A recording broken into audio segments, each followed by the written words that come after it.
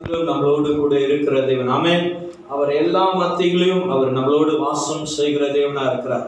கர்த்தராகிய தேவனை ஆராதிக்கிற ஜனங்கள் நீங்களும் நானும் எப்பொழுதும் எல்லா காலத்திலும் அவருடைய துதி, அவருடைய நாமம் மகிமை என்றென்றும் நம்மளுடைய நாவில தங்கும்படி, என்றென்றும் எந்த வேளையிலும் அவருடைய நாமங்கள் நம்ம மத்தியில தங்க வேண்டும். அவருடைய துதி நம்ம மத்தியில தங்க வேண்டும்.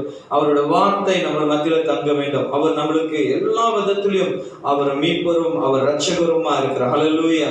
அவரே நல்லவரா இருக்கிறார். அதனால இப்பொழுது தேவனுடைய வார்த்தைகளை, தேவனுடைய பாடல், தேவனுடைய துதிகளை ஏறெடுத்த உங்களுக்கு ஆண்டவர் சொல்லுகிற வார்த்தை, நீர் போதும் எதை குறித்தும் ஒருபோதும் எதை குறித்தும் நீங்கள் கலக்கவோ, நீங்கள் எதை பற்றியும் நீங்க நினைக்கவும் வேண்டாம். ஆண்டவரை துதிக்கிற ஜனங்களுக்கு நிச்சயமாகவே ஆண்டவர் அற்புதங்கள் அடையாளங்கள் செய்கிற தேவனா இருக்கு. ஆமென். இஸ்ரவேல் ஜனங்கள் அந்த நாளில் எகிப்துல துதித்த போது, செங்கடல் மத்தியில துதித்த போது, தேவன் எரிகோ மந்திரிகள் மத்தியில துதித்த போது ஆண்டவர் அவர்களுக்கு எப்படி அற்புதம் அடையாளங்கள் செய்தாரோ, அதற்கு போல ஆண்டவருடைய வார்த்தை, இயேசு கிறிஸ்துவின் வார்த்தை நம்ம மேல இருக்கிறனால், பரிசுத்த ஆவியானவர் நம்ம கூட இருக்கிறனால், நீங்கள் துதிக்கும் போது, நீங்கள் ஆராதிக்கும் போது நிச்சயமாகவே ஆண்டவருடைய துதியை, ஆண்டவருடைய மகிமையை நீங்கள் பார்ப்பீங்க. ஆமென். ஹல்லேலூயா. இந்த நாளில் ஆண்டவர் பெரியவரா இருக்க, அவர் வாக்கு மாறாத தேவனா இருக்கிறார். ஆமென். சரியா? ரொம்ப பேர் ஆன்லைன்ல காணிக்கை நீங்க செலுத்துகிறீங்க. நீங்க சபையில போடுகிறது போல ஆன்லைன்லயும் நீங்க டிரான்ஸ்பர், மணி டிரான்ஸ்ஃபர்ல நீங்க என்ன பண்றீங்க, ஆன்லைன் டிரான்ஸ்ஃபர் நீங்க அநேக பேர் காணிக்கை போடுகிறீர்கள். சிலர் 10 வழி போடுறாங்க, சிலர் 20 வழி போடுறாங்க, சிலர் 50 வழி 100 வழி போடுறீங்க. உங்களுடைய விசுவாசத்தை ஆண்டவர் பலப்படுத்துகிறார். தேவன் நீங்க கொடுக்கிற அந்த காணிக்கையானது ஆண்டவர் அவரை மகிமைப்படுத்தும்படி, அவருடைய ராஜ்யங்கள் கட்டும்படி நீங்கள் செலுத்துகிற காணிக்கையானது நிச்சயமாகவே ஆண்டவர் உங்களை ஆசீர்வதிப்பார். அநேக பேர் விசுவாசமாய் போடுகிறீர்கள். கர்த்தர் நிச்சயமாக உங்களை ஆசீர்வதிப்பார். நீங்கள் விதைக்கிற காணிக்கையானது, ஒருவேளை நீங்கள் கூடி வர முடியல, ஆராதனை செய்ய முடியல, ஆனாலும் நீங்கள் ஆன்லைன் டிரான்ஸ்ஃபர் பண்ணி நம்மளுடைய சபையினுடைய அக்கௌண்ட்ல உங்களுடைய காணிக்கை நீங்கள் விதைக்கிறீர்கள். நிச்சயமாகவே தேவன் உங்களை ஆசீர்வதிப்பார். அது மட்டுமல்ல, உங்களோட தசம்பாகங்களும் நீங்கள் ஆன்லைன்ல நீங்கள் செலுத்தி என்னிடத்தில் ஜெபத்தில் பெற்றுக்கொள்கிறீர்கள். நிச்சயமாக ஆண்டவர் உங்களுடைய விசுவாசமா ஆண்டவருக்கு கொடுக்க வேண்டிய காணிக்கை, ஆண்டவருக்கு கொடுக்க வேண்டிய தசம்பாகங்கள் நிச்சயமாகவே உங்களுடைய விசுவாசத்திற்கு மேலாகவே ஆண்டவர் உங்களுக்கு அற்புதம் செய்வார். அதனால இந்த வேலையிலே கண்கள் மூடி நீங்கள் இந்த நாளில் செலுத்துகிற காணிக்கை, நீங்கள் செலுத்த போகிற தசம்பாகங்களுக்காக நான் ஜெபம் செய்கிறேன். கண்களை மூடி ஜெபிப்போமாக. வானத்து பூமியை படைத்த நல்ல ஆண்டவரே, உமக்கு நன்றி சொல்லுகிறோம். அப்பா, அந்த வேலையில ஷாሎም கிரைஸ்ட்ல இருக்கிற எல்லா தெய்வ பிள்ளைகளும் விதைக்கிற காணிக்கைகளுக்காக செபிக்கிறேன், விதைக்கிற தசம்பாகங்களுக்காக செபிக்கிறேன். ஆண்டவரே, நீர் எப்படிப்பட்டவர், கர்த்தர் நல்லவர் என்பதை ருசித்து பாருங்கள். அவர் மேல் நம்பிக்கையா இருக்கிற மனுஷன் பாக்கியவான் என்று சொன்னது போல, ஆண்டவரை விதைக்கிற ஒவ்வொரு பிள்ளைகளுடைய காணிக்கையும் தசம்பாகங்களும் கர்த்தாவை நீர் ஆசீர்வதிக்கும்படி, அவர்கள் பெருகும்படி, அவர்களுடைய தண்ணீரும் அப்பங்களும் ஆசீர்வதிக்கும்படி, அவர்கள் விதைக்கிற ஒவ்வொரு காணிக்கையும் தேவன் இரட்டிப்பாக நீர் அவர்களுடைய குடும்பத்தை ஆசீர்வதிக்கும்படி, அவருடைய தண்ணீர் அப்பங்களையும் ஆசீர்வதிக்கும்படி தேவனுக்கு கொடுக்கிறது. ஆண்டவரே, கஞ்சத்தனத்தை பண்ணாதபடிக்கு, கஞ்சத்தோடு பார்க்காதபடிக்கு, ஆண்டவருக்கு விதைக்கிறதை தாராளமாக விசுவாசமாய் தேவனுக்கு விதைக்கிற அந்த உள்ளங்களை கர்த்தர் ஆசீர்வதிக்கும்படி கர்த்தாவை ஜெபிக்கிறோம். இதை கொடுக்காதவர்களும் அவர்கள் உள்ளத்திலும் கர்த்தர் பேசி தேவனுக்கு விதைக்க நீ செய்த கிருபைக்காக நன்றி செலுத்துகிறோம். விதைத்த ஒவ்வொரு பிள்ளைகளையும் ஆசீர்வதிக்கிறாங்க, கரங்களை ஆசீர்வதிக்கிறாங்க, தண்ணீர் அப்பங்களை ஆசீர்வதிக்கிறாங்க. அவர்களுடைய வீட்டிலும் அவர்களோட ஆசீர்வாதம் தங்கியிருக்கும்படி ஜெபிக்கிறேன். நிறைவானது வரும்போது குறைவானது ஒளிந்து போகும் என்று சொன்னது போல, தேவனுடைய வார்த்தை, தேவனுடைய ஆசீர்வாதம் அவர்கள் வீட்டில் நிறைவாய் இருக்கும்படி இயேசுவின் நாமத்தினால் ஜெபிக்கிறேன். ஆண்டவரே, கர்த்தர் எங்களோடு உம்முடைய நாம மகிமைப்படுத்த, உம்முடைய நாம மகிமைக்கென்று கர்த்தர் செய்த ஒவ்வொரு நன்மைகளுக்கும் நன்றி செலுத்துகிறோம். எல்லாம் துதிக்க மகிமையெல்லாம் செலுத்துகிறேன். இயேசுவின் நாமத்தில் ஜெபிக்கிறேன் எங்கள் ஜீவனுள்ள நல்ல பிதாவே. ஆமென், ஆமென், ஆமென். கர்த்தர் நல்லவர். ஆமென். நீங்கள் விதைக்கிற காணிக்கை தசம்பாகங்கள் நிச்சயமாகவே தேவன் உங்களை ஆசீர்வதிப்பார்.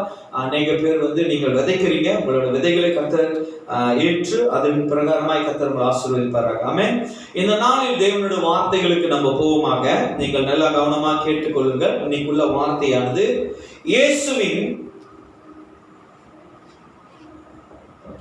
இயேசுவின் மீது நாம் கண்களை ஏறெடுப்போம். இயேசுவின் மீது நாம் கண்களை ஏறெடுப்போம்.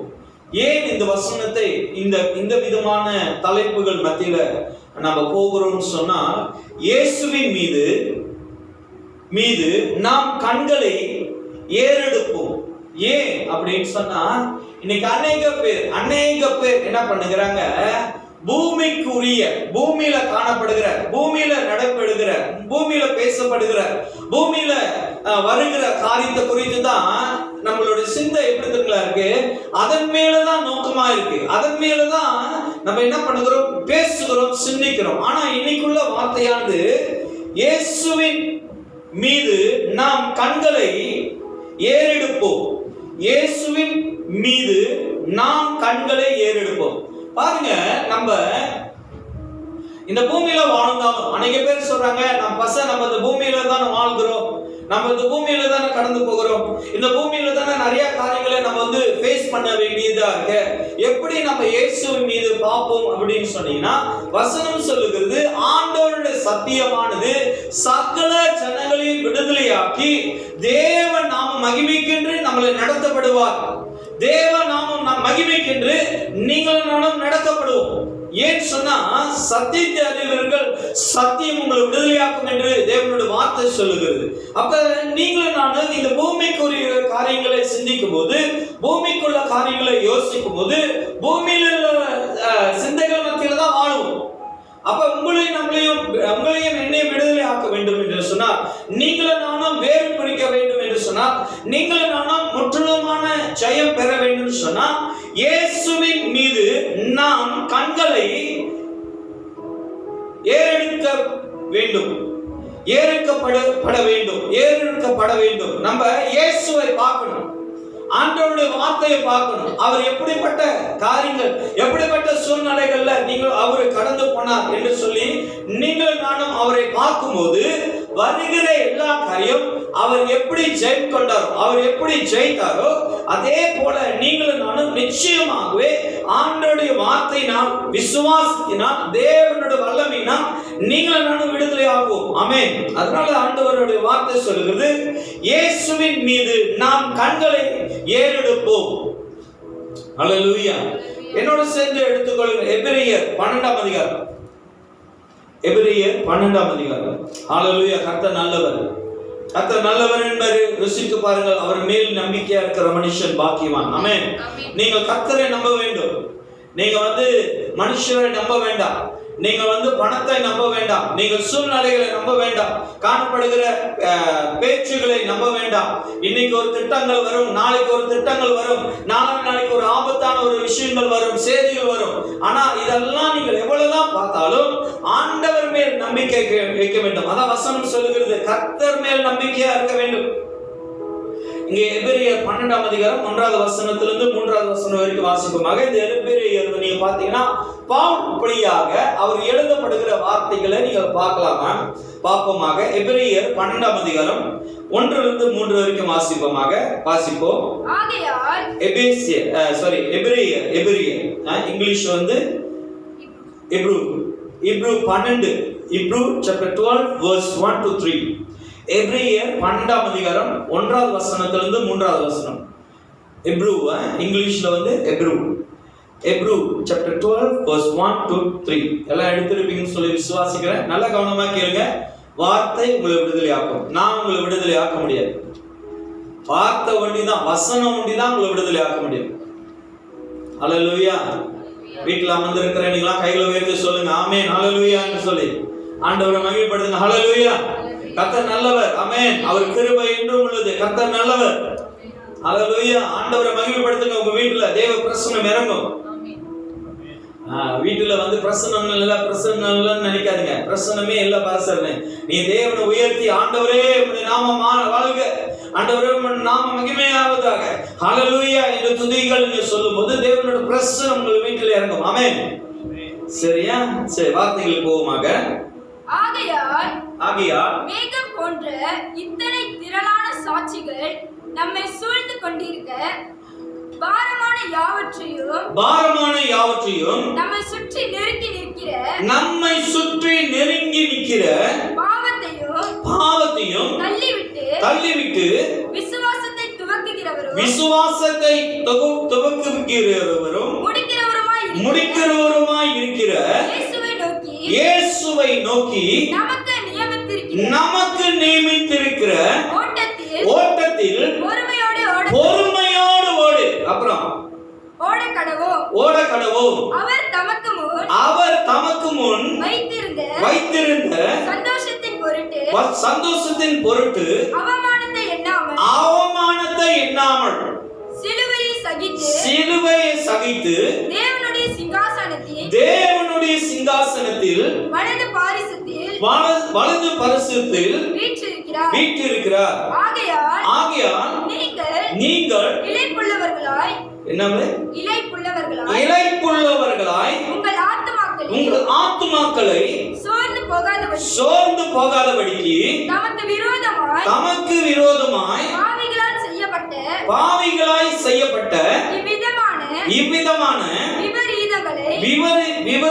விபரீதங்களை சகித்த அவரே நினைத்துக் கொள்ளுங்கள். ஹல்லேலூயா. கர்த்தர் நல்லவர். ஆமென். கைகளை உயர்த்தி சொல்லுங்க உங்க வீட்டுல. ஹல்லேலூயா. கர்த்தர் நல்லவர். அவர் கிருபை என்றும் உள்ளது. ஆமென். கர்த்தர் நல்லவர். பெரியவர்ல இருந்து சிறியவர் வரைக்கும் அப்பா தூக்குனாதான் அம்மா தூக்குவாங்க, அம்மா தூக்குனாதான் பிள்ளைகள் தூக்குவாங்க. கைகளை உயர்த்தி சொல்லுங்க, கர்த்தர் நல்லவர். அவர் கிருபை என்றும் உள்ளது. ஆமென். கர்த்தர் நல்லவரையா உங்களுக்கு ஆண்டவர் ரொம்ப நல்லவரா இருக்கார். ஆமென். சரி, இன்னைக்குள்ள வசனத்தை பார்ப்போம். ஆகியால் மேகம் போன்ற, நல்லா கவனமா கேளுங்க. எவ்வளவு காரியங்கள் வந்தாலும் நம்மளுக்கு மேல நீங்க பாத்தீங்கன்னா வானம் இருக்கு, நம்மளுக்கு மேல பாத்தீங்கன்னா மேகங்கள் இருக்கு, நம்மளுக்கு மேல பாத்தீங்கன்னா பனிமூட்டம் உண்டு, நம்மளுக்கு மேல பாத்தீங்கன்னா ஆகாயத்தின் பறவைகள் உண்டு. அல்லேலூயா. இது எல்லாம் ஆண்டவர் நம்ம பேசுகிற வார்த்தைகள் அப்படின்னு சொன்னா சத்தியத்தின்படி வசனத்தை பேசுகிற வார்த்தையின்படி இது எல்லாம் அந்த வார்த்தைகளுக்கு கீழ்ப்படியும். நீங்களும் நம்பணும். உங்களுக்கு மேல ஆகியால் மேகம் போன்ற இத்தனை திரளான சாட்சிகள் நம்மை சூழ்ந்து கொண்டிருக்கிறது. அப்படின்னா என்ன அர்த்தம் தெரியுங்களா? ஆண்டவராகிய இயேசு கிறிஸ்து நம்மளுக்காக நிறைய சாட்சிகளை கர்த்தர் உண்டாக்கி வைத்திருக்கிறார். அல்லேலூயா. பழைய ஏற்பாடுல இருந்து நீங்க புதிய ஏற்பாடு வரைக்கும் படிக்கும்போது ஆண்டவராய் தேவன் செய்யப்பட்ட அதிசயத்தை வேற எந்த மனுஷனும் செய்யவே இல்லை. இயேசு ஒண்டிதான், தேவன் ஒண்டிதான் அற்புதம் அடையாளங்கள் செய்திருக்கிறார். அப்படின்னா நீ வானம் போல எவ்வளவு திரளான அதிசயங்களை ஆண்டவராய் தேவன் நமக்கு செய்து வைத்திருக்கிறார். புதிய ஏற்பாடு நீங்க பாத்தீங்கன்னா இயேசு கிறிஸ்து யூத ஜனங்கள் பார்க்காத அதிசயத்தெல்லாம் செய்தார். திமிர்வாத காரனை ஆண்டவர் குணமாக்கினார். யூதர்கள் மத்தியில் அதெல்லாம் பார்த்ததே இல்லை. பிறவி குருட குணமானத அந்த சரித்திரத்திலே அவங்க கேட்டதே இல்லையா? ஆண்டவராக இயேசு கிறிஸ்து உங்களுக்கு எனக்கும் மேகம் போன்ற திரளான அற்புதங்களை ஆண்டவர் செய்திருக்கிறார்.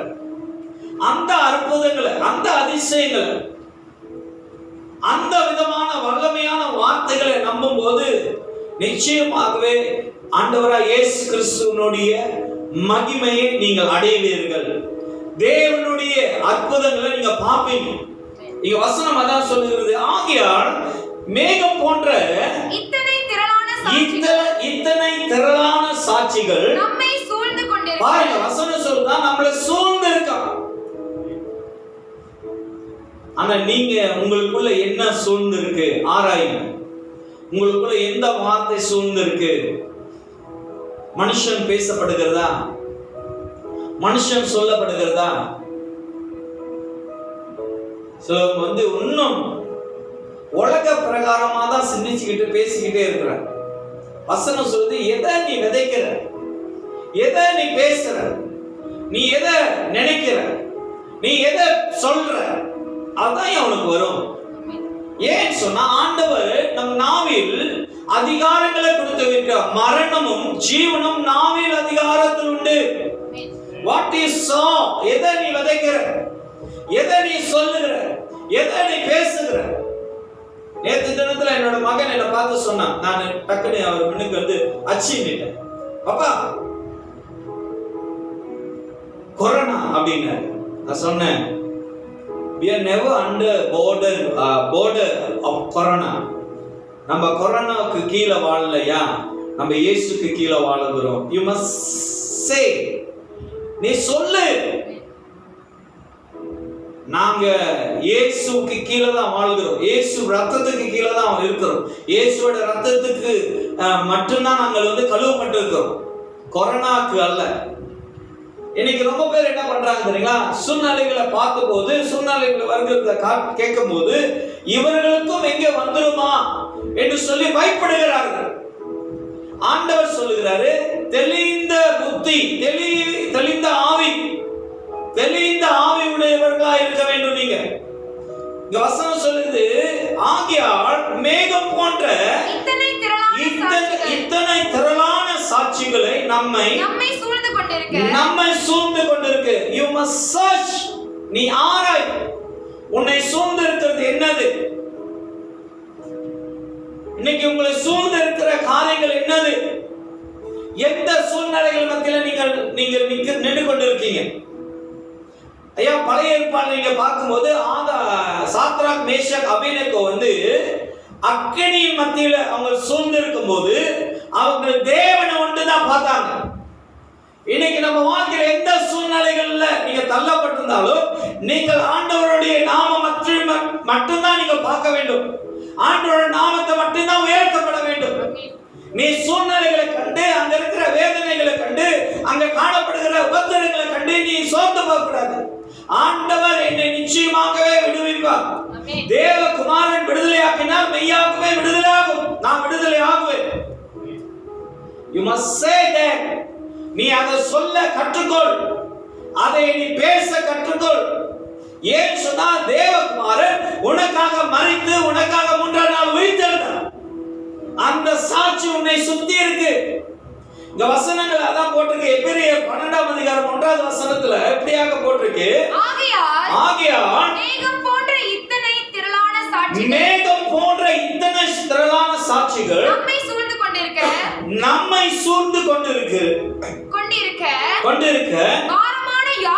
பாரமான யாவற்றையும் பாருங்க, திரளான சாட்சிகள் இருந்த போதும் பாரமான யாவற்றையும், அப்புறம் வசனம் பாருங்க, பாரமான யாவற்றையும் நம்மை சுற்றி நெருங்கி நிற்கிற, நல்ல கவனமா கேளுங்க, என்ன நெருங்கி இருக்கு அங்க வசனம் போட்டிருக்கு, பாரமான யாவற்றும் நம்மை சுற்றி நெருங்கி இருக்க. பாருங்க, என்ன நெருங்கி இருக்குங்களா, என்ன பாரம், என்ன பாரத்துல நெருங்கி இருக்கீங்க, சுற்றி இருக்கு. எந்த பாரத்துல நீங்க அமுதப்பட்டு இருக்கீங்க, எந்த பாரத்துல நீங்க தள்ளப்பட்டு இருக்கீங்க, எந்த பாரத்துல நீங்க விழுவுறீங்க, எந்த பாரத்தினால நீங்க எழுந்திருக்க முடியாம நிக்கிறீங்க. இங்க போட்டுக்கு வசனம், பாரமான யாவற்றையும் நம்மை சுற்றி நெருங்கி நிற்கிற பாவத்தையும், பாருங்க, நம்மை சுற்றி இருக்கிற நெருங்கி இருக்கிற பாவத்தையும் தள்ளிவிட்டு, பாவத்தை you must தள்ளி வந்துடணும். அதோட நீ நெருங்கிட்டு இருக்க, அதோட உறவு கொண்டுட்டு இருக்க, அதோட கவனம் பண்ணிட்டு இருக்காது, அதோட வாழ்ந்துகிட்டு இருக்காது. பாவத்தை விட்டு வெளியே வரணும். பாவத்தினால்தான் சிந்தை என்ன பண்ணுதான், தேவனோட அதிசயத்தை சுத்தி இருக்க அந்த அதிசயத்தை பார்க்க மாட்டேது. ஏன் தெரியுமா, உன்னோட கண்டெம்னேஷன், உன்னோட குற்ற மனப்பான்மை, ஐயோ நான் பாவம் செய்கிறேனே, பாவத்துல வாழ்கிறேனே, பாவம் என்னை சுத்தி இருக்கிறது. வசனம் நல்லா சொல்லுகிறது, நம்மை சுற்றி நெருக்கி இருக்கிற பாவத்தையும் தள்ளிவிட்டு விசுவாசத்தை, பாருங்க, விசுவாசத்தை துவங்கினவர். உனக்கு விசுவாசம் இருக்கா? உனக்கு இயேசு விசுவாசம் கொடுத்திருக்கிறாரா? பாவத்தை விட்டு வெளியே வா.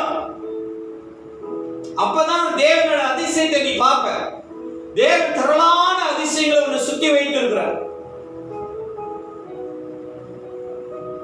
எனக்கு ஒரு சகோதரி தெரியும், அவங்க வாழ்க்கை ரொம்ப விசுவாசமா இருப்பாங்க, ரொம்ப நம்பிக்கையா இருப்பாங்க.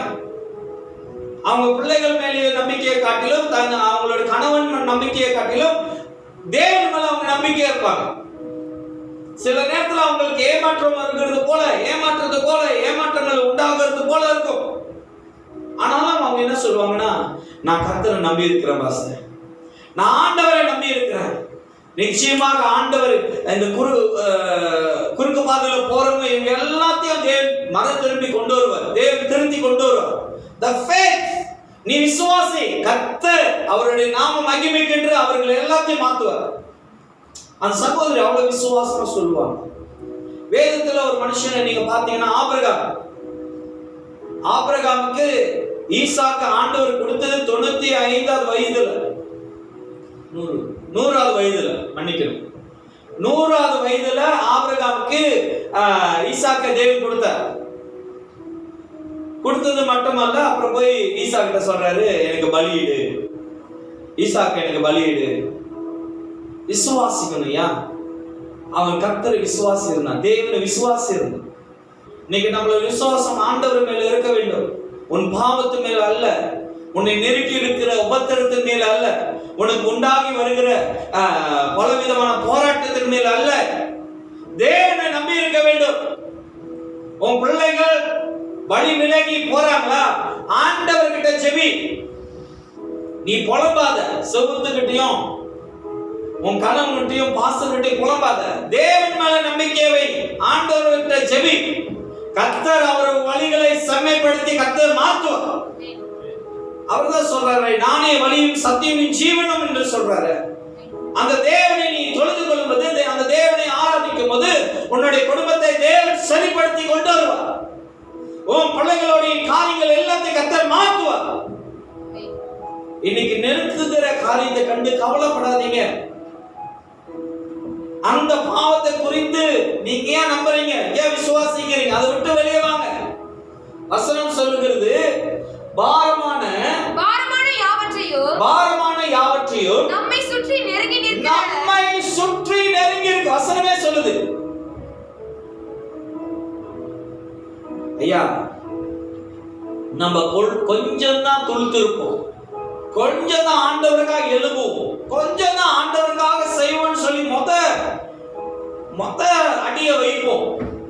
நிறைய உபத்திரம், நிறைய போராட்டம், நிறைய கலக்கம், நிறைய ஃபெயிலியர், நிறைய தோல்வியான காரியங்கள். அதுல நிலைச்சிருங்க, அதுல உறுதியா தரித்திருங்க, அதுல விசுவாசமா ஓடுங்க.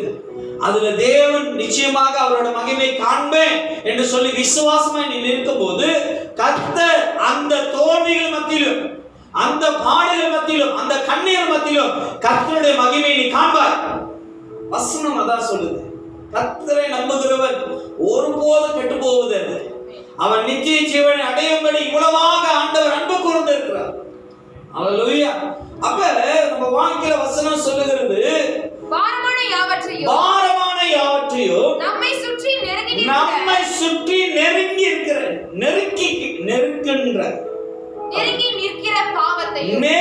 நிற்கிற பாவங்களை, நெருங்கி நிற்கிற, உங்கள்கிட்ட கிட்ட நெருங்கி இருக்கு. அது வசனம் என்ன தெரியுமா சொல்லுது, நெருக்கிக்கிட்டு பாவங்களை, நெருங்கி நிற்கிற பாவங்களை தள்ளிடுங்க. வசனம் சொல்லுது, தள்ளு. அப்படின்னா உனக்கு அதிகாரம் இருக்கு, உனக்கு அதிகாரம் இருக்கு. பாவத்தை விரட்டுகிற அதிகாரம் உனக்கு தேவன் கொடுத்திருக்கிறார். அதை கட்டுகிற, அதை துரட்டுகிற அதிகாரம் உனக்கு இருக்கு. ரொம்ப பேர் சொல்றாங்க, பாஸ்டர் என்னால முடியல,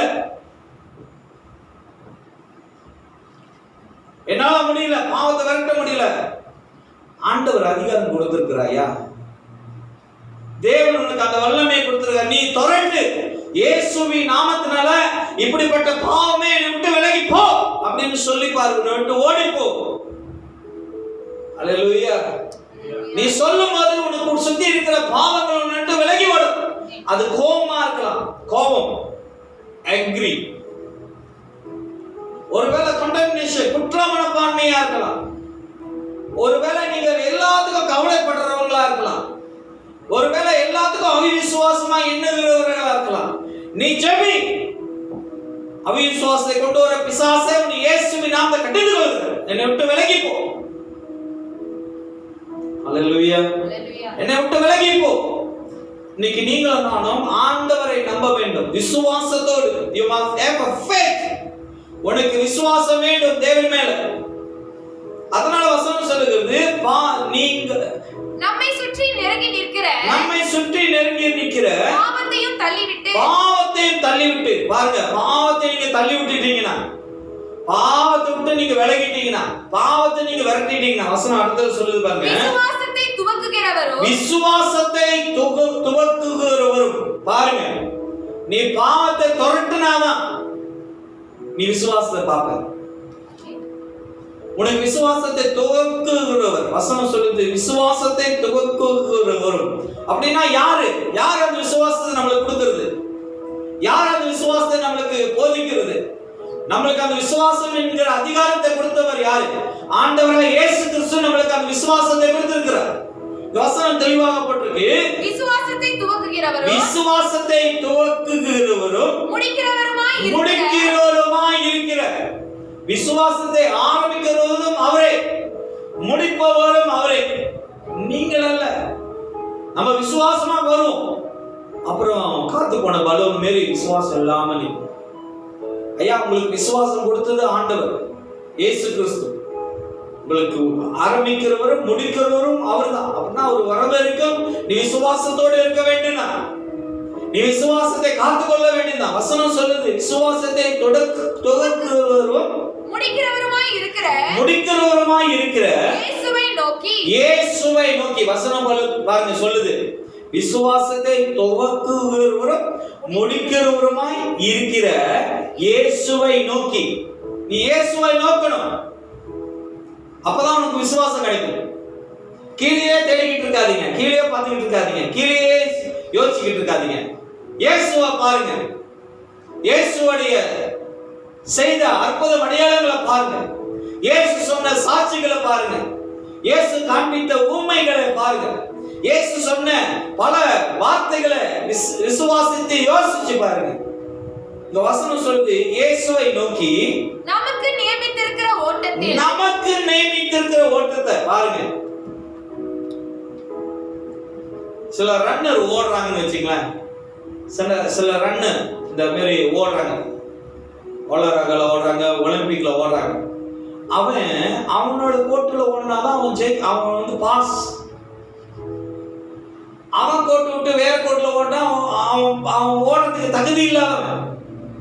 இன்னைக்கு அநேக பேர் என்ன பண்றீங்க, உங்களுக்கு கொடுத்த விசுவாசத்துல ஓடாதபடிக்கு வேற ஆளோட விசுவாசத்துல, வேற ஆளோட கோட்டுல, வேற ஆளோடைய எண்ணத்துல, வேற ஆளோடைய ஆலோசனையில, வேற ஆளோடைய தன்மையை எடுத்துட்டு நீங்க ஓடுறீங்க. தேவன் உங்களுக்கு கொடுத்திருக்கிற விசுவாசத்தின் மேல ஓடுங்க. அப்பதான் நீ வந்து ஜெயிப்ப, அப்பதான் நீ தேவனோட மகிமையை காண்ப. இங்க வசனம் நல்லா சொல்லுகிறது பாருங்க, நமக்கு நியமித்திருக்கிற ஓட்டம். உங்களுக்கு என்ன ஓட்டத்தை ஆண்டவர் கொடுத்திருக்காரு?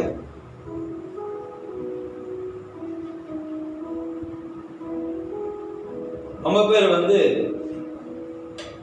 ஆச்சு போச்சுன்னா, நான் யோபு போல வாழ போறேன், நான் ஆபிரகாம் போல வாழ போறேன், நான் எலிஜா மாதிரி வாழ போறேன், நான் வந்து யோசேப்பு போல வாழ போறேன். அவங்க வாழ்க்கை தெரியுமா என்னன்னு? உங்களுக்கு எப்படி வாழ்ந்தாங்கன்னு தெரியுமா? முடியுமா உங்களால?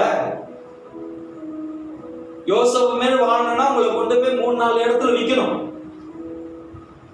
யார் வாங்குறதுக்கு ரெடியா இருக்கா? நான் ஆபிரகாம் போல வாழ போறேன். நீ எதுக்காக ஆபிரகாம் போல வாழ போற?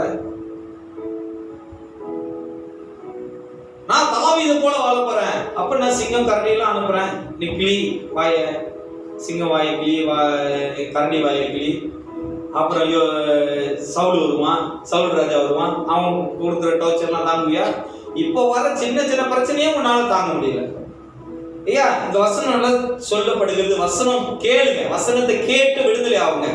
உங்களுக்கு நியமித்திருக்கிற ஓட்டத்தில் உங்களுக்கு என்ன விசுவாசத்தை ஆண்டவர் கொடுத்திருக்கிறார்.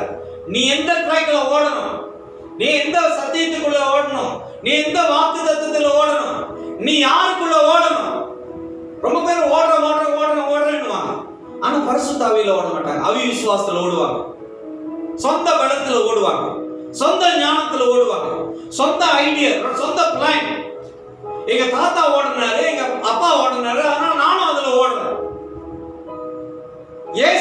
வாட்டர்ல ஓடினாரு, அதுல ஓடுங்க.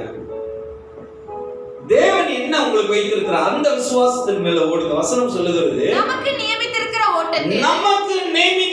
ஓட்டத்தின்படி பொறுமையோட ஓட கடவுள். பாருங்க, நம்மளுக்கு அது இல்ல,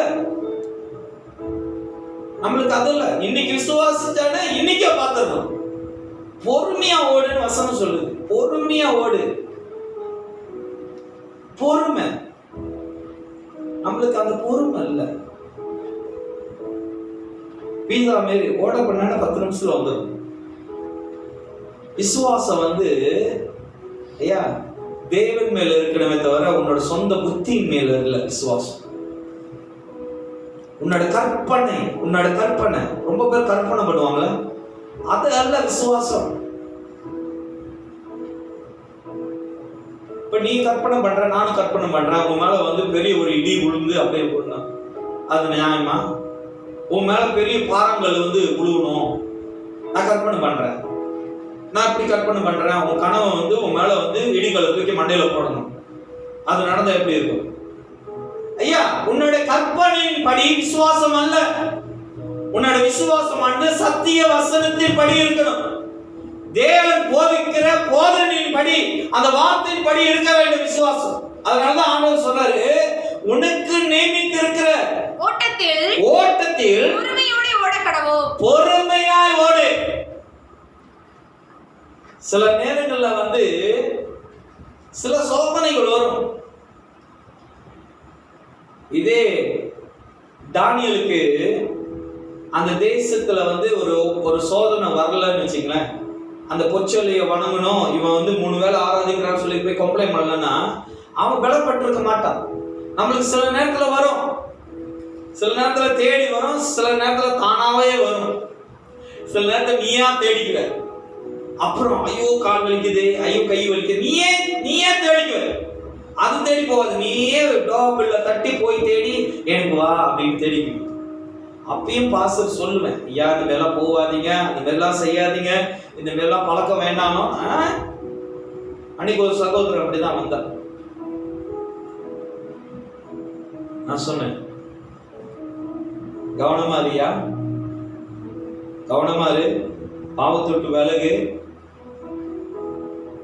இல்லைன்னா மரணம் ஏற்படும், மரணம் உனக்கு சந்திக்கும், கவனம் அப்படின்னு. அவன் நேரா இன்னொரு பாஸ்டர் கால் பண்ணி, என்ன அந்த சபைக்கு போனா அந்த பாஸ்டர் சொல்றாரு நான் செத்து போயிருவேன்றாரு. அந்த பாஸ்டர் எனக்கு கால் பண்ணி கேட்கிறார், பாஸ்டர் நீங்க சொன்னீங்களா? ஐயா நான் பேசப்படுகிறது ஆவியினுடைய மரணம். அப்படின்னா ஆவியில செத்து போயிருவ. நீ துன்மார்க்கனோடு பொல்லாதவனோடு தேவனுக்கு அருவருப்பானோடு நீ பழகும்போது உனக்குள்ள இருக்கிற ஆவி எப்படி உயிர்ப்பிக்கும்? எப்படி உயிரோடு ஜீவிக்கும்? எப்படி ஆரோக்கியமா இருக்கும்? அவன் என்ன நல்ல வார்த்தையை பேசுறான், அவனோட பேசும்போது கர்த்தர் நல்லவர், அவரை ருசித்து பாருங்க என்று சொல்றான். அவனை வெட்டு, இவனை கொல்லு, அதான் பேசுறான்.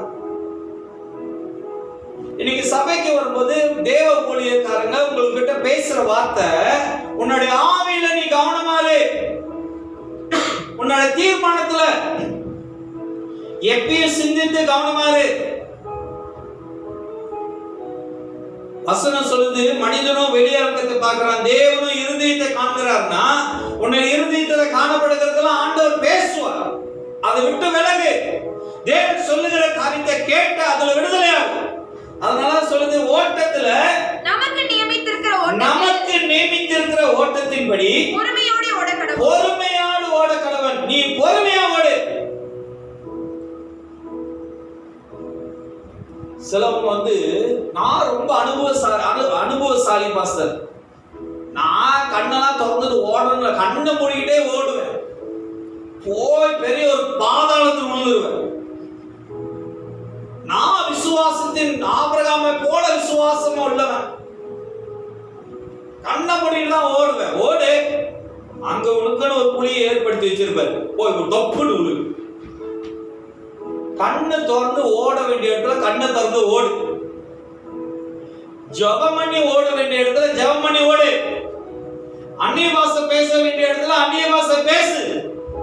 வேதங்கள் படிக்க வேண்டிய இடத்துல வேதத்தை படி. நான் உள்ளவன், நான் எதுக்கு படிக்கணும்? அல்லேலூயா. வசனம் சொல்லுகிறது, எவனை விழுங்கலாம் என்று சொல்லி பிசாசானவன் யாரை விழுங்கலாம் என்று சொல்லி வகை தேடி சுற்றி திரிகிறான். யார மோசம் பண்ணலாம், யார பாவத்துல தள்ளலாம், யார பலவீனத்துல தள்ளலாம், யார வியாதியில தள்ளலாம், யார பிரச்சனையில தள்ளலாம், யார மரணத்துல தள்ளலாம், யார பைத்தியமாக்கலாம்னு சொல்லி பிசாசு என்ன பண்ணுகிறான்? வகை தேடுகிறான். ஆனா நீ நான் என்ன பண்ணுகிறோம்? விசுவாசத்துல கண்ண மூடி ஓடுறோம். தொப்புன்னு விடுவாங்க. ஒரு பெரிய குழியில TNP எங்கேயாச்சும் நோண்டி வச்சிருப்பான், இல்லைன்னா SIG எங்கேயாச்சும் குழி பைப் உடஞ்சிருக்குன்னு நோண்டி அது விழுந்துருவேன். நீ விழுந்துட்டு வச்சுக்க, நானே உன்னை புதைச்சிருவேன் நேரா உள்ளுக்கே. கடை நீ விசுவாசம் உள்ளுக்கே ஓடு. ஐயா, ஆண்டவர் சொல்றாரு, உனக்கு நியமித்திருக்கிற ஓட்டத்தின்படி பொறுமையோட ஓட கடவோம். பொறுமையோடு ஓடு. பொறுமை இல்ல நம்மளுக்கு, பொறுமை இல்ல. தேவன் வைத்திருக்கிற நியமித்த ஓட்டத்துல பொறுமையோடு ஓடு. ஆண்டவர் பேசுறாரு, வார்த்தை பேசுது. பொறுமையா ஓடுன்னு சொல்றாரா? பொறுமையா போ. ஒருவேளை வாகனம் வேகமா ஓட்டுறியா, முதல் போ. ஒருவேளை உன்னோட முடிவு டப்பு, இன்னைக்கு தூங்குறதுக்கு முன்ன ஒரு முடிவு, தூங்கி எழுந்தாலும் ஒரு முடிவு, அதல்ல. ஒரு விஷயத்தை முடிவு பண்ணிட்டு ஆண்டு சமத்துல வைத்து பொறுமையா காத்துரு. நிச்சயமாகவே ஆண்டவர் உன்னை ஆசீர்வதிப்பார். நிச்சயமாக தேவன் உன்னுடைய ஜெபங்களுக்கு கர்த்தர் பதில் தருவார். சில நேரங்களில் ஆண்டவரை குழம்பிடுவார், உன் ஜெபத்துக்கு பதில் தர. ஏன் தெரியுமா? தூங்குறதுக்கு முன்ன ஒன்னு ஜெபம் பண்ற, தூங்கி எழுந்தானா இன்னொன்னு ஜெபம் பண்ற, அப்புறம் மத்தியானம் சாப்பிடறல, இந்த நேத்து ஜெபம் பண்ணதும் காலைல ஜெபம் பண்ணதும் நீயே மறந்த போது ஆண்டவர் இருந்தா உனக்கு நிறைவேற்றுவார். நீ ஓடுகிறதுல பொறுமையோடு ஓட சொல்ற. Slow, my dear friends. Slow and run. மெதுவா ஓடு, பொறுமையோடு ஓடு, நிதானத்தோடு ஓடு. நீ எதுக்காக ஓடுற? சிலவங்க ஓடுறாங்க, பஸ் நான் ஓடுறேன். எதுக்காக ஓடுற? இல்ல ஓட சொன்னாரு அதனால ஓடுறேன். பைத்தியமா நீ? எதற்காக ஓடுறேன்னு உனக்கு தெரியணும். தேவ பிள்ளைகளே, நல்லா புரிஞ்சுக்கொள்ளுங்க. எதற்காக நீ ஓடணும்? நாய் தோட்டுதா? ஓடு. விசுவாசம் ஓடுறானா? ஓடு. எதற்காக ஓடுறேன்னு தெரியாம சில விசுவாசிகள் ஓடிட்டு இருக்காங்க. என்ன பிரதர் செய்றீங்க? நான் விசுவாசத்துல ஓடுறேன். எதுக்கு ஓடுறேன்? இல்ல ஆண்டவர் ஓட சொன்னா அதனால ஓடுறேன். நீயும் நானும் பரலோகத்தில் உள்ளவர்கள். பரலோகத்தை பார்த்து பரலோகத்தில் உள்ள வார்த்தைகளை கேட்டு ஓடணுமே தவிர, எல்லாரும் ஓட சொல்றாங்க, எல்லாரும் ஓடுறாங்க நானும் ஓடுறேன் பாஸ்டர், அப்படி இல்லை. உனக்கு நியமித்திருக்கிற ஓட்டத்தின்படி, வசனம் நல்லா தெளிவா சொல்லுது, உனக்கு நியமித்திருக்கிற ஓட்டத்தின்படி. ஹல்லேலூயா, ஹல்லேலூயா. பாஸ்டர் ஒன்னும் சொல்லல நான் அதுக்கு ஜெபிக்கணும், பாஸ்டர் ஒன்னும் சொல்லல நான் அதுக்கு வேதம் படிக்கணும், பாஸ்டர் ஒன்னும் சொல்லல நான் எதுக்கு உபவாசம் எடுத்து ஜெபம் பண்ணணும். ஐயா, ஆண்டவர் தான் சொல்லிட்டால, உனக்கு நியமித்திருக்கிற விசுவாசம் என்னது, அதன்படி செய். நீ என்ன பூதகண்ணாடி போட்டு பார்த்துட்டு இருக்கியா பாஸ்டர் ஜெபம் பண்றாரா இல்லையானே? நீ என்ன பார்த்துட்டு இருக்கியா பாஸ்டர் பைபிள் படிக்கிறாரா இல்லையானே? நீ என்ன செய்யற? உனக்கு வைத்திருக்கிற நியமத்தின்படி ஓடு. ஆண்டவர் உனக்கு வேதம் கொடுத்திருக்கிறா, வேதத்தை படி. ஆண்டவர் உனக்கு நேரம் கொடுத்திருக்கிறா, ஜெபி. ஆண்டவர் உனக்கு வாக்குத்தத்தம் கொடுத்திருக்கிறா, வாக்குத்தத்தம் சொல்லி ஜெபம் பண்ணு. என்ன வரங்களை கொடுத்திருக்கா அதுல ஓடு. மத்தவனோட ட்ராக்ல ஓடாத. சிலர் சொல்லுவாங்க, பாஸ்டர் வெளியூர்ல இருந்து ஒரு பாஸ்டர் வந்தார், சரி என் பேர கையை வச்சான்னு சொல்லிட்டாரு, உன்னை ஆபிரகாமை போல அழைத்திருக்கிறார் ஆண்டவர். சரி, அதனால எனக்கு ஆண்டவர் எனக்கு ஆபிரகாம் போல அழைச்சிருக்காரு சார். ஆபிரகாமோட அழைப்பு எனக்கு இருக்கு பாஸ்டர். ஐயா, குத்துக்கல்ல மாரி உன் பாஸ்டர் நான் இருக்கிறேன். ஆபிரகாம் மாரி உன்னை அழைச்சிருந்தாருன்னா உனக்கு சாராள், ஆகார், தெபோராவா, கேதுரா இதெல்லாம் சேர்த்து தான் கொடுக்கணும். குத்துக்கள் மாரி நான் இருக்கிறேன். ஏன் ஏன்ட்ட ஆண்டவர் பேச மாட்டாரா? அவனை ஆபிரகாம் போல அழைச்சிருக்காரா? இல்ல யூதாஸ் போல அழைச்சிருக்காரா? எனக்கு தெரியும் உன்னை எதுக்கு அழைச்சிருக்கிறாரு. அவர் சொல்லிட்டார், வெளியூர்ல இருந்து வந்த பாஸ்டர் சொல்லிட்டாரா, ஆபிரகாமை போல அழைச்சிருக்கிறார்.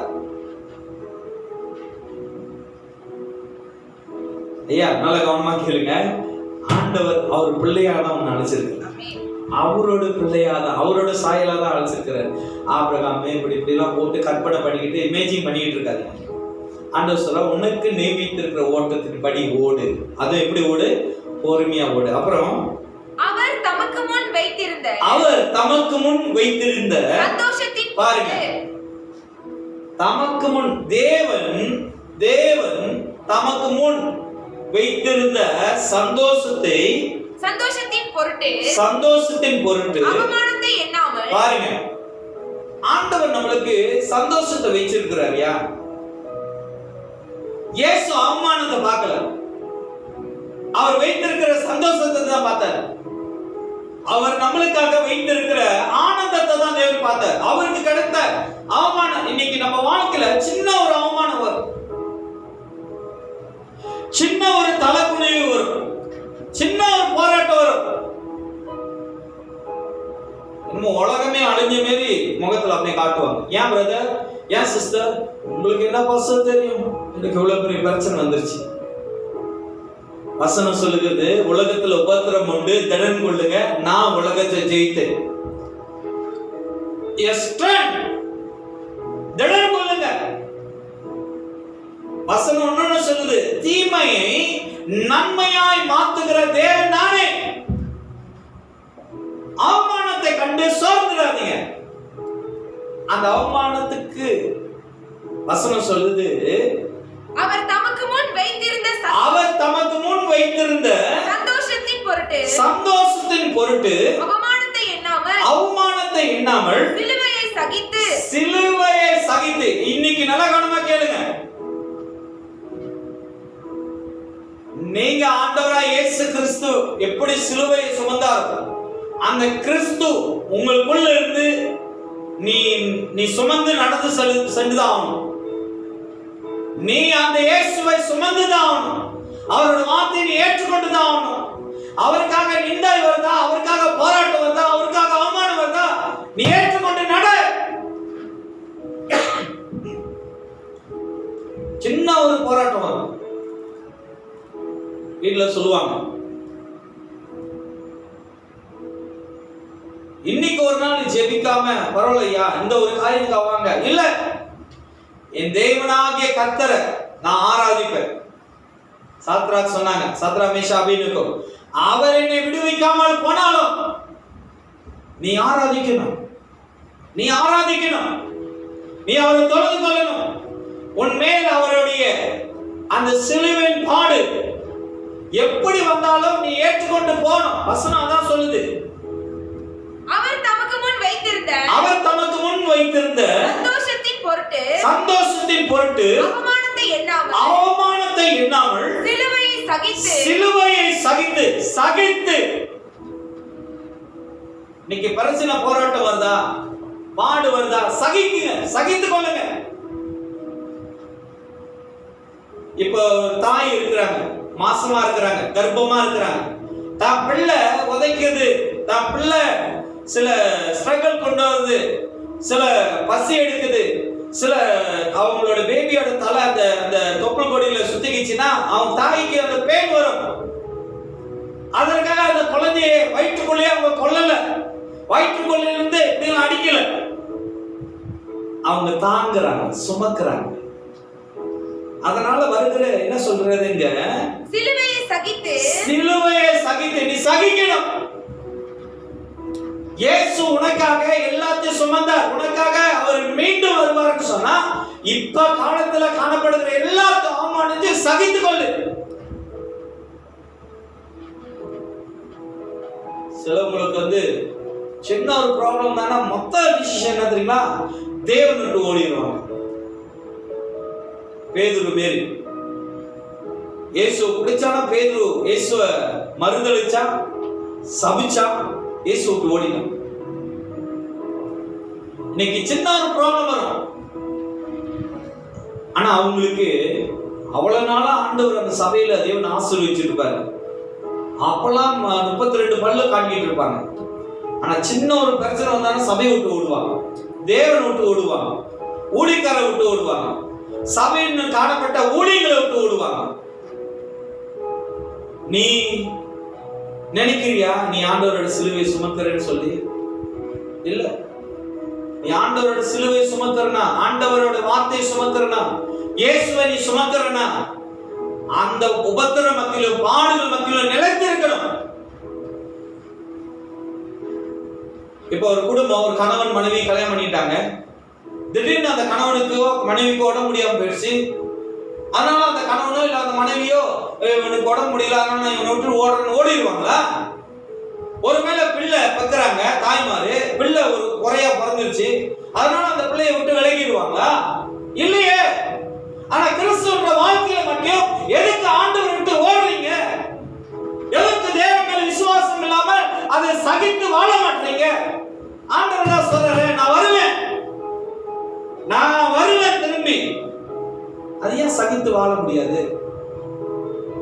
என்ன கிறிஸ்துவ வாழ்க்கைக்குள்ள இருக்கீங்க? என்ன விசுவாசத்துக்குள்ள இருக்கீங்க? எந்த ஓட்டத்துல நீங்க ஓடுறீங்க? ஆண்டவர் நம்மளுக்கு சந்தோஷத்தை வச்சிருக்கேன்னு சொல்றாருல, பாடுகள் எப்படியா சகித்து கொண்டார். சிலுவையை சகித்து தேவனுடைய சிங்காசனத்தின் வலது அவர் சிலுவையை சகித்தனாலதான் யா தேவனுடைய சிங்காசனத்தில் வலது பரிசத்தில். இன்னைக்கு நீ ஆண்டவருக்குள்ள சகித்து ஓடலன்னா எப்படியா நீ பரலோகத்துக்கு போவ? எத்தனை சபை, எத்தனை பாஸ்டர், எத்தனை ஊழியம், பரலோகத்துக்கு நீ போயிடலாமா? பரலோகத்தை அடைஞ்சிடலாமா? ரொம்ப பேர் மற்றவர்களை தான் ஜட்ஜ் பண்றாங்க.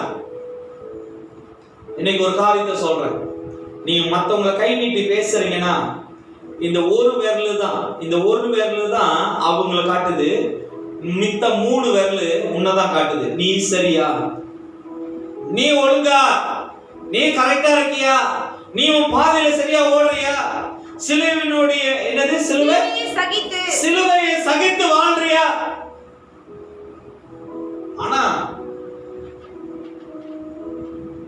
நீங்களா பேசுனீங்கன்னா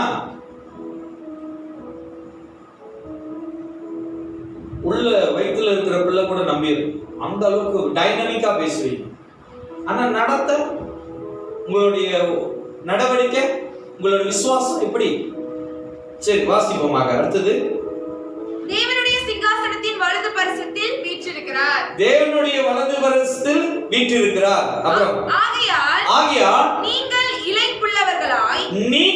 இளைப்புள்ளவர்களாய் உங்கள் ஆத்துமாக்களில், பாருங்க, உங்கள் வசனம் நல்லா சொல்லுது, நல்லா தெளிவா சொல்லுது, உங்கள் ஆத்துமாக்களில் சோர்ந்து போகாதபடி. பாருங்க, உங்க ஆத்துமாவை சோர்ந்து போக வைக்காதீங்க. அது மனைவியா இருக்கலாம், கணவனா இருக்கலாம், விசுவாசியா இருக்கலாம், ஊழியக்காரனா இருக்கலாம், பெரியோரா இருக்கலாம், சிறு பிள்ளைகளா இருக்கலாம். உங்க ஆத்துமாக்களை சோர்ந்து போகாதபடிக்கு தமக்கு விரோதமாய் ஆத்துமாவை சோர்ந்து போகாதபடிக்கு தமக்கு விரோதமாய் பாவிகளால்